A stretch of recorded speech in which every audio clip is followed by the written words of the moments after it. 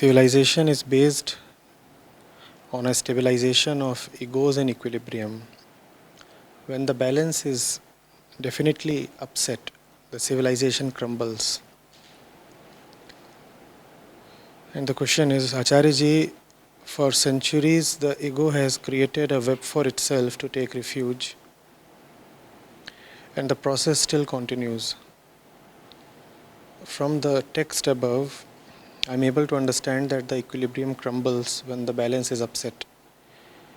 And the equilibrium crumbles only if there is a conflict of interests or the masses come to know of the falsities of the system.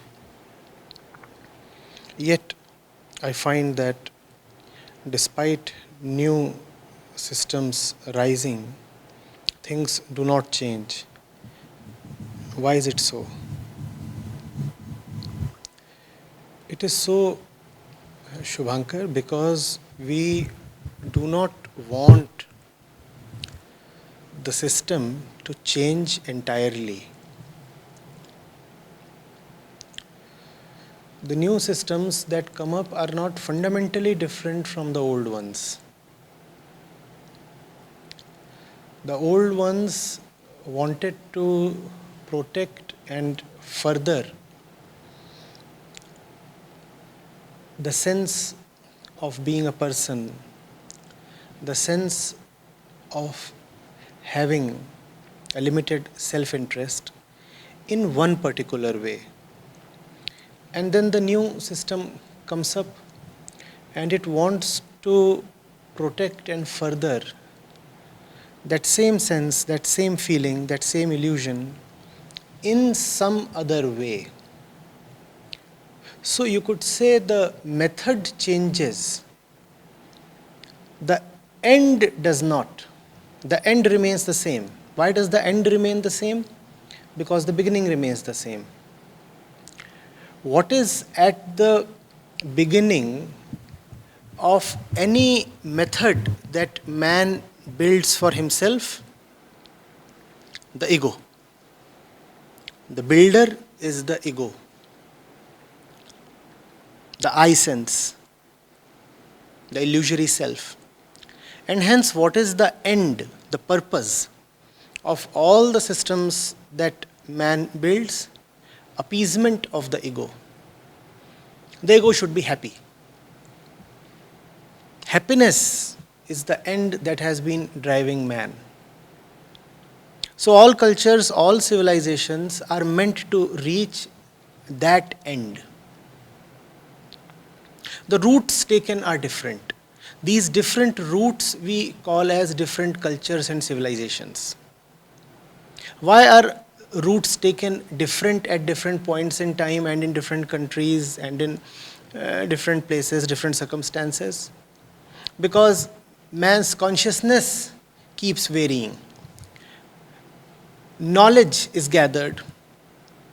Technological innovations take place. People are a bit genetically different as well.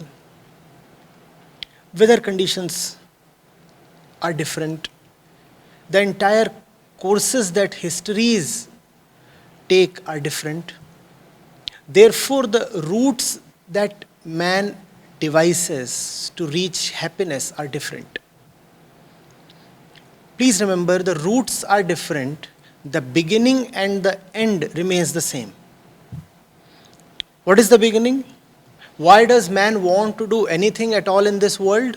Be it technological innovation or cultural advancement? It all happens from his own sense of incompleteness. Man feels a particular way, and from that feeling he proceeds. And because he proceeds from that feeling, so the end is predetermined. What is the end? Appeasement of that feeling. The end is happiness.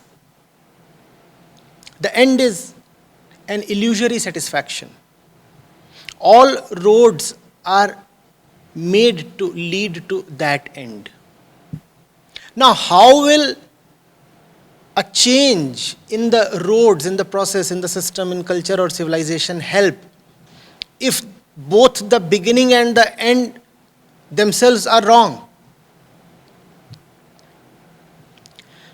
The beginning is false, the end is bound to be false.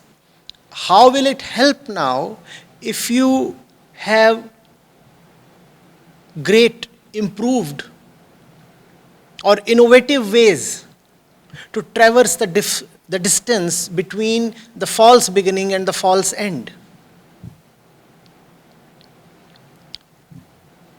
Can you have a true path between a false beginning and a false end? And that is man's tragedy. He focuses neither on the beginning nor on the end. All his energies go into improvement of the path. In fact, I should not even talk of the end. The end is dictated by the beginning. Because man begins wrongly, so he is destined to end wrongly. And between this beginning and end are an innumerable variety of false paths. The sum total of these false paths, the movement from one path to other, constitutes what we know as man's history. Man's history is nothing but the sum total of moving from one falseness to other, one false hope to other. Man tries one path, fails. He tries another one, fails. Tries another one, fails. That is what you call as history. Kings change, dynasties change, methods change, ideologies change, religions change. And that you call as the ebb and flow of history. What is happening?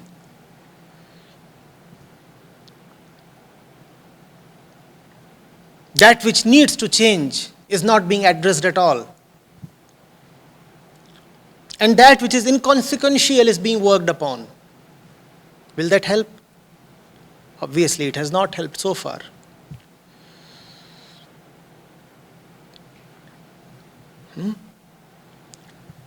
The capitalist tries to achieve exactly the same end as the communist does. Right? What is the end? Man's happiness. Both look upon man as a body, an ego that must be appeased and satisfied. The roots are different.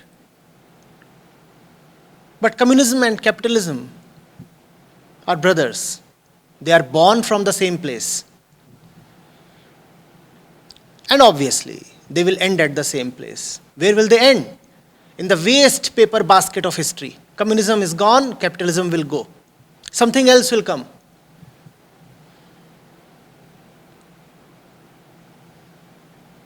If the younger brother has died, how long will the elder survive? 10 years, 20 years, 40 years? Both are sons of the same mother. Ravan Maharshi used to have good fun. He would say, this entire world is the child of a barren mother. This entire world is the child of a barren mother. An impotent father and an infertile mother. These two combine and all of us arise. This entire universe does. What he meant to say was that this universe is illusory. Just as a barren woman cannot give birth to anything real, similarly, all this that you see around yourself is not quite real.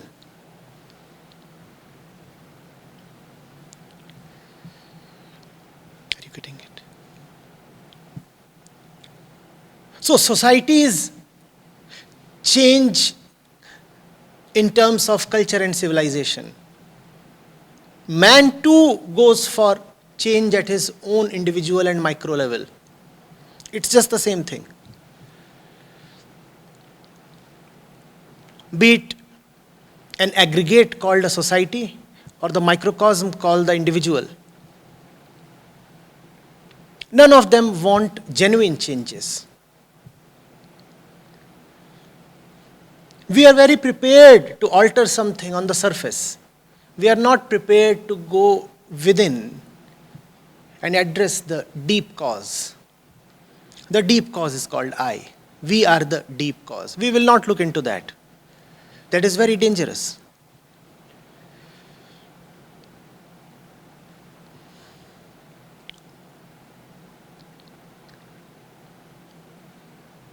Looking sharply at oneness is too much for a faithless and insecure mind. That mind could be the persons, or it could be an aggregated unit, like a religious group, a national community, or the entire mankind.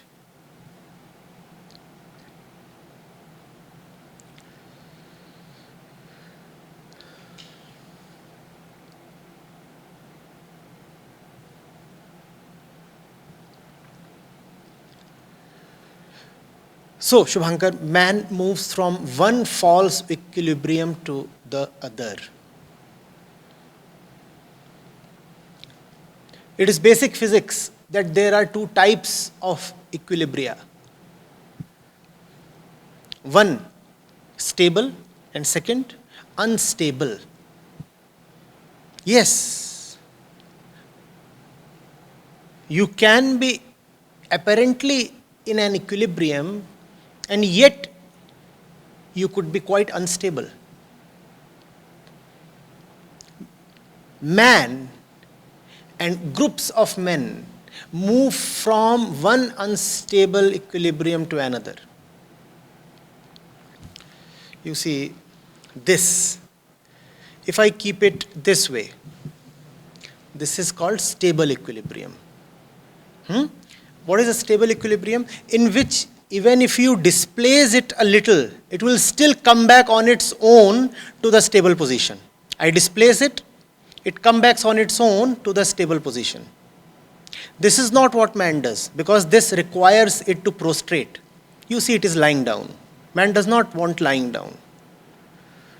Man loves to stand erect like this. This is the ego, trying to stand upright on its own. And it can do this, with some help. But the moment it's displaced a little, what will happen? It won't come back, it's gone. This is called an unstable equilibrium.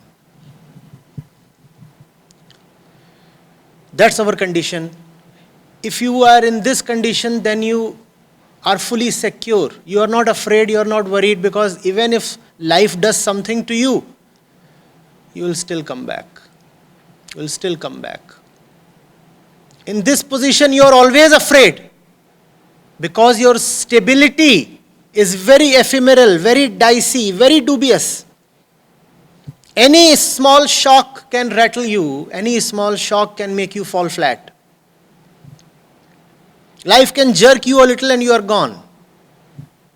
But you see, this looks so smart.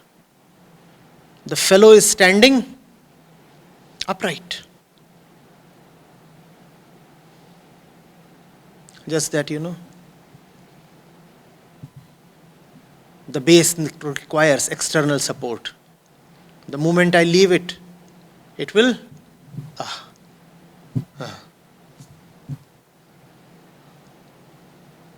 And then it says, I need some spiritual solution, standing upright.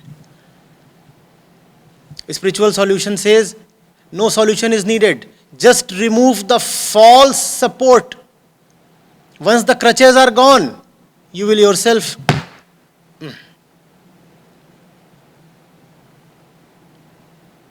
But man does not like it, you see. He wants to.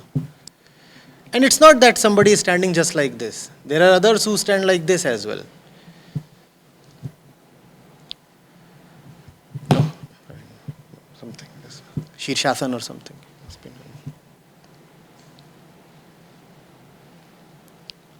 Man will do anything, do this, but he will not just lie down.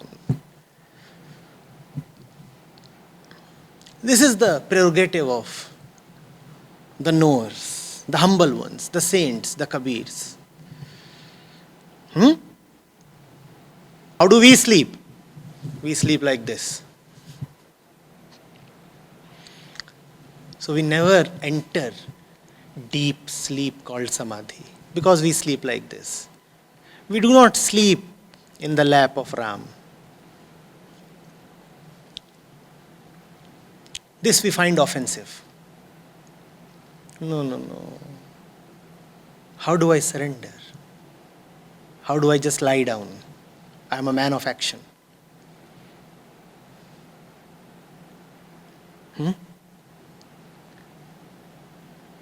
So, communism, capitalism. Communism, capitalism.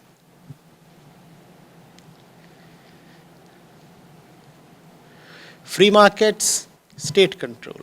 Free markets, state control. And we think that some of these acrobatics will bring us to lasting peace. After all, isn't economics the science of human welfare? We think that this kind of gymnastics will bring us to welfare.